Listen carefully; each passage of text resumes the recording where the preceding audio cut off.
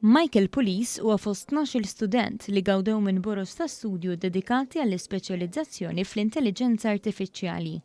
Fl-Università ta' Malta huwa se jkun qed ikabbar l-għarfien tiegħu f'dan ir-rigward fil-livell ta' masters biex jagħti daqqatit lill-qasam sportiv.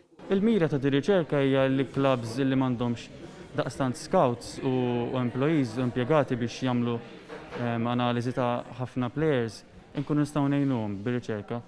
U nipprovdu sistema ta' intelliġenza artifiċjali li tgħinhom isibu li huma l-aqwa players li forsi għadhom mhux popolari ħafna. Waqt konferenza tal-aħbarijiet ġie spjegat li kienu bosta li wrew interess fil-fond ta' 120,000 euro bl-isem ta' Pathfinder, iżda kienu 12 li intażlu biex jirċievu dawn il-boros fil-livelli ta' masters u dottorat.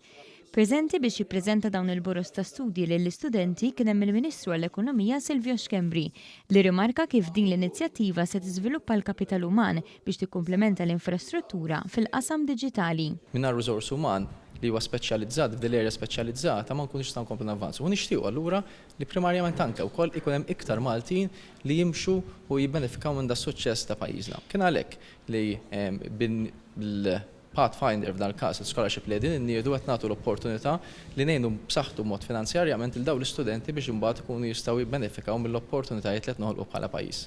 Il-kap eżekuttiv tal-Awtorità Maltija l-Innovazzjoni Diġitali Kenneth Brinkat sostna fuq l-importanza li l-industrija li kontinwament qed tinbidel ikollha persuni b'ħiliet adegwati.